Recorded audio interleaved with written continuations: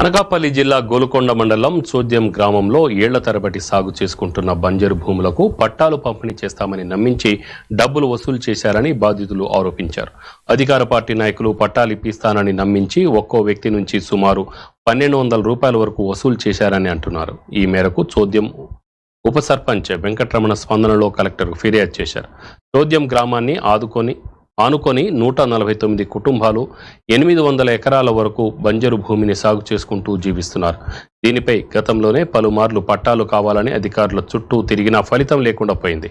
ఈ విషయం ఇటీవల కాలంలో మరలా తెరపైకి వచ్చింది. దీనిని సాకుగా చూపించి పలువురు అధికార పార్టీ నాయకులు పట్టాలు ఇప్పిస్తానని నమ్మించి ఒక్కో వ్యక్తి నుంచి సుమారుగా 1200 రూపాయల వరకు వసూలు చేశారు.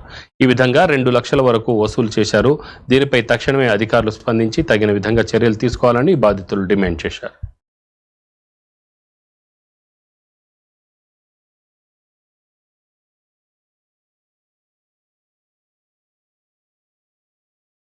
దయచేసి ఈ విషయం మీదపై ఆల్రెడీ జగన్మోహన్ రెడ్డి గారు కొండపూడి పట్టాలకి ఏ రూపాయి కూడా తీసుకోకుండా కొండపూడి పట్టాలు నిరుపేదలకి సర్వే చేసి ఇమ్మని చెప్పేసి జగన్మోహన్ గారు చెప్పి ఉన్నారు. అలాగే స్థానిక ఎమ్మెల్యే గారు ఉమాశంకర్ గణేష్ గారు కూడా ఈ విషయంలో ఎట్టి అవకతవకలు జరగకుండా ఉండాలని చెప్పేసి సంబంధిత అధికారులకు కూడా ఆదేశాలు పంపి ఉన్నారు. అయినప్పటికీ ఈ సోద్యంలో అన్యాయం చేస్తున్నారు. ఈ వైసీపీపై యాక్షన్ జరిపించాలని కోరుతూ. నా పేరు దేవకి కొర్పురోలు. అక్కడ కొన్ని సంవత్సరాలు బట్టి వ్యవసాయం చేసి పోడు కొట్టుకున్నామండి. కోర్టులోకి రాకుండా పట్టాలు ఇస్తాం అలాగని సాయంత్రం ఇంటికి వచ్చి 1200 తీసుకున్నారు. తీరా చూస్తే మాది లిస్టులో పేరు లేదు. అందుగురించి ఎంఆర్ఓ దగ్గరికి వెళ్ళి కంప్లైంట్ పెట్టుకున్నాం. మాకు పట్టా వచ్చేలా చేస్తే ఈ 5 వ్యక్తులు అక్రమంగా నగదు వసూలు చేస్తున్న సమయంలో స్థానికంగా ఉన్నటువంటి వీఆర్ఓ గారికి నేను ఇన్ఫార్మ్ చేశాను. సార్ ఎలా అక్రమంగా నగదు వసూలు చేస్తున్నారు కదా, వారిపై చర్యలు తీసుకుని ఇమీడియట్గా దాన్ని ఆపండి అని చెప్పేసి చెప్తే వీఆర్ఓ గారు నాకు ఇన్వాల్వ్మెంట్ లేదు, నాకు సంబంధం లేదు, ఎవరు వసూలు చేసుకుంటే నేనేం చేస్తానని చెప్పేసి వీఆర్ఓ గారు నాకు చెప్పారండి.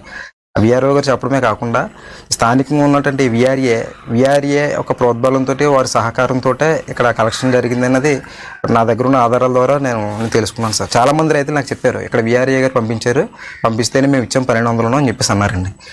అదే కాకుండా అసలు విషయం ఏంటంటే ఈ పట్టాలు ఇస్తామని చెప్పేసి 1200 తీసుకోవడంతో పాటుగా కనీసం సర్వే చేయకుండా కూడా ఇక్కడ పట్టాలు రాశారండి చాలామందికి.